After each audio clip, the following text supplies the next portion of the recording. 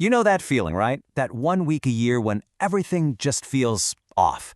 We call it spring forward, but let's be honest, it feels a lot more like we've been robbed.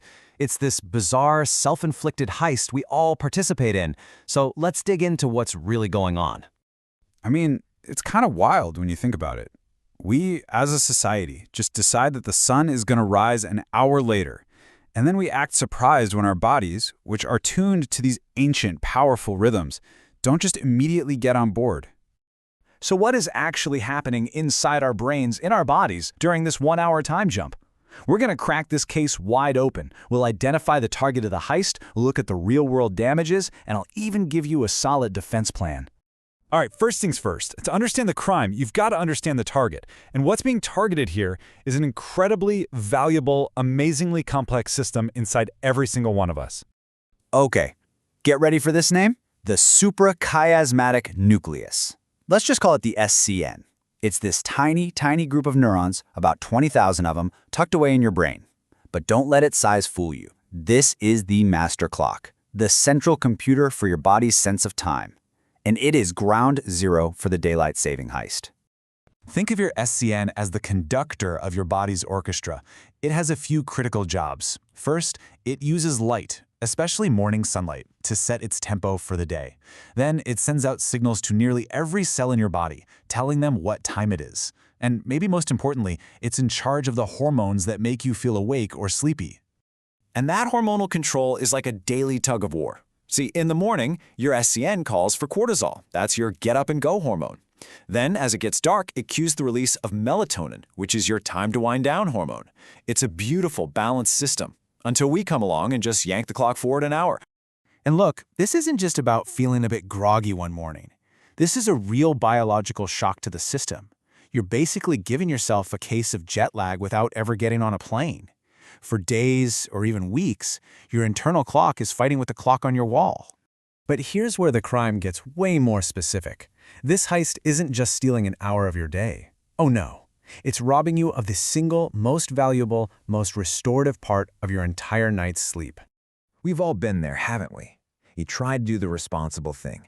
You go to bed an hour earlier, but you just end up lying there, staring at the ceiling, because your body knows. Your SCN hasn't released enough melatonin. It's not fooled.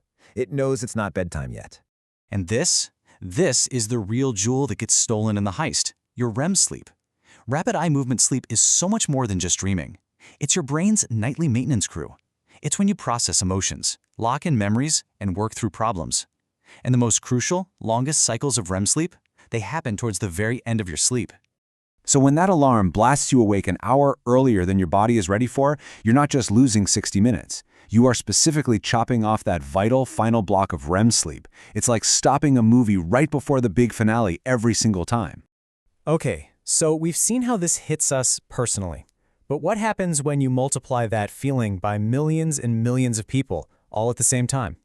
Well, society as a whole ends up paying a very real and very serious tax. Just look at that number for a second.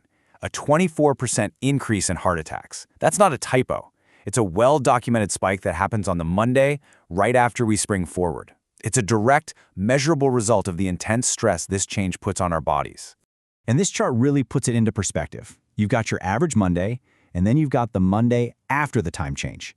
That jump you see? That's the physiological cost of sleep deprivation and stress, all rolled into one.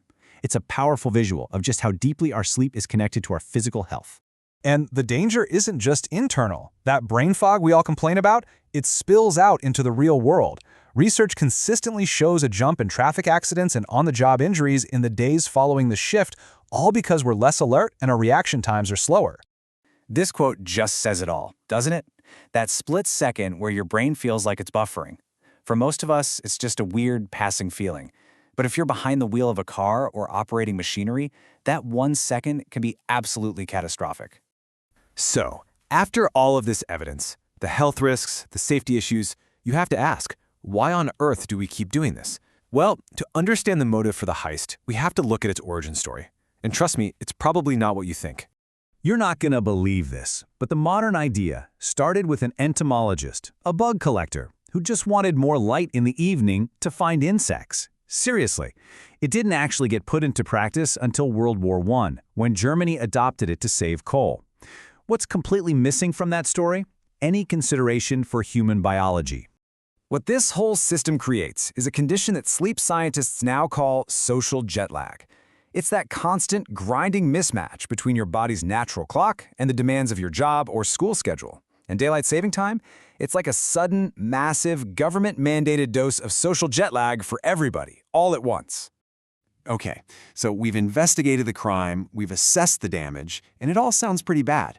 But here's the good news. You are not helpless in this. So for our last section, let's talk about your personal defense plan to fight back and protect your rhythm. Here's a simple but really effective 4-step plan. 1. Ease into it. Don't wait for Sunday. For the 4 days leading up to the change, go to bed and wake up 15 minutes earlier each day. 2. The moment you wake up after the change, get as much bright light as you can. Sunlight is the most powerful signal to reset your SCN. 3. Help your body out in the evening by avoiding blue light from screens before bed. And 4. Consistency is your superpower. The more regular your sleep schedule is year-round, the more resilient your body will be. And really, that's the question we're left with, isn't it? The whole idea is that we're saving an hour of daylight. But as we've seen, that saving comes with a pretty steep cost to our health, our safety, and our well-being. It really makes you wonder, is what we're saving truly worth more than what we're losing?